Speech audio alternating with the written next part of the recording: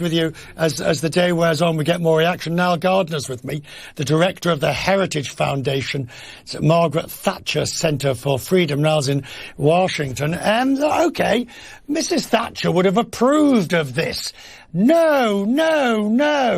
Half a loaf and all that. She would have approved of what they've done.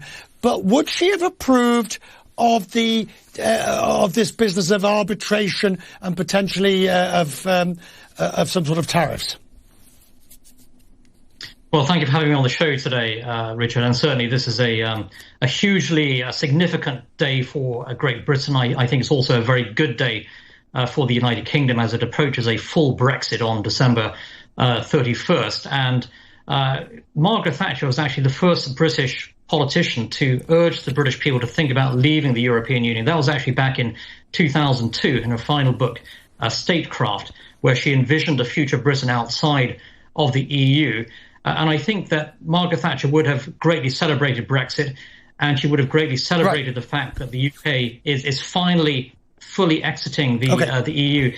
In terms of all the details, Richard, I think that we still have to scrutinise every single part of this agreement. But I think in terms of the big picture, this looks like an overwhelmingly positive deal for the United Kingdom. Right.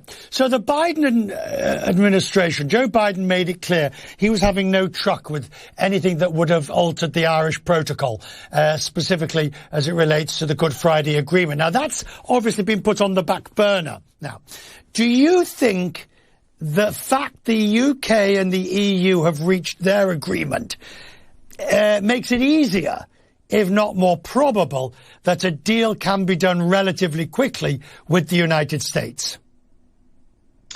I think that without a doubt, this UK-EU trade deal makes a US-UK free trade agreement in 2021 much more likely now.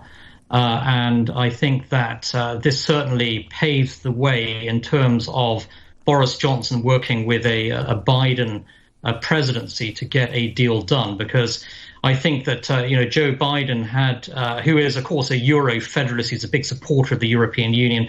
He had voiced some concerns actually over a US-UK trade agreement, as have other Democrats.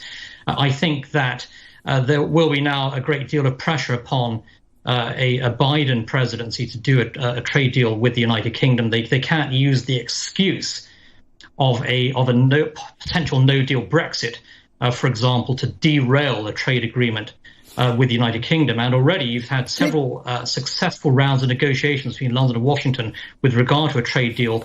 The next US president has to get this deal done. I mean, there was never really an opportunity for Donald Trump to get a deal done in that sense. But was it a missed opportunity from Boris Johnson's point of view not to get further down the road, to almost have cemented it, as he had with many much smaller deals, Vietnam, for example, and one or two other places where deals have been done by Britain? Should he have gone harder to get the US deal? Well, I think the British government did all it could actually to advance US-UK trade negotiations. And I think on the US side, there was tremendous impetus as well under President Trump. And I think that overall the negotiations have been very successful on both sides. And I think that we are actually very close to a deal. Of course, the new administration would have to sign that deal, and Congress would have to approve it. But I think that we're very close to a deal, actually.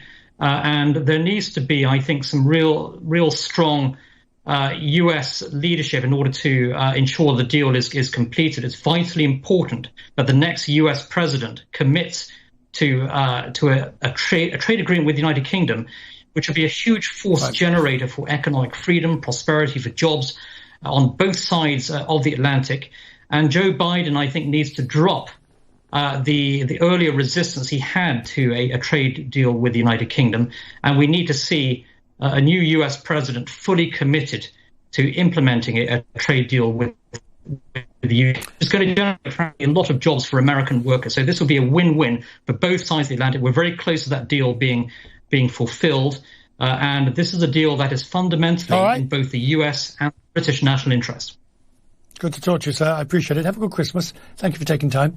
You too. All the best, Richard. Thank you. We're back in a moment.